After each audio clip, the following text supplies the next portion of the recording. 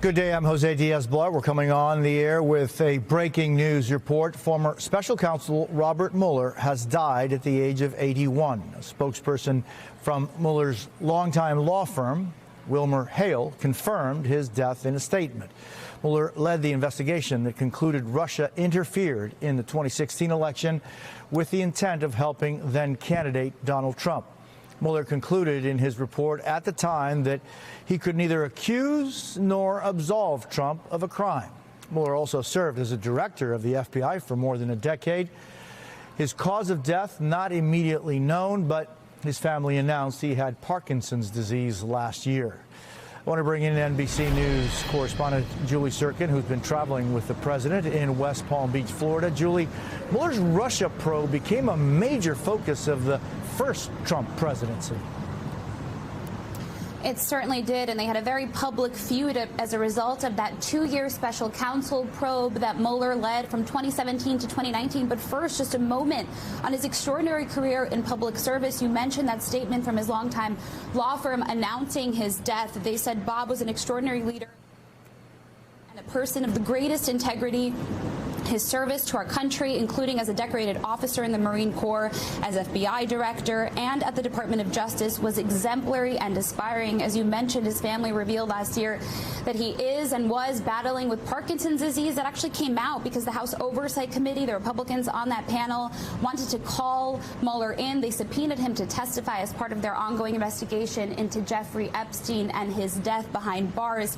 But after that subpoena, his family actually said he's been dealing with Parkinson's, battling it, and has been too weak to testify before that committee. His background and his career in public service has been long and sprawling. He took over as head of the FBI just 1 week, Jose, before the 9/11 September attacks in 2001, and then he led that agency through that pivotal time over his 10-year career there, and then actually stayed on for an extra 2 years because President Obama had asked him to. Congress had to pass a law to allow him to do that. Before he joined the FBI, he had a very storied career in various judicial positions. But before that, as the statement mentioned, he was a veteran. He served in the Marine Corps during the Vietnam War as an officer for 3 years. He was decorated in his service. And that brings me, of course, to the statement that we saw from the president today. I mentioned they had that public feud after that 2-year special counsel investigation. The president had even tried to remove Mueller from that probe. I should mention he actually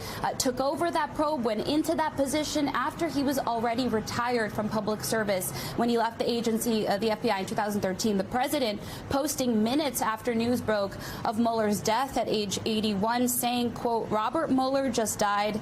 Good. I'm glad he's dead. He can no longer hurt innocent people.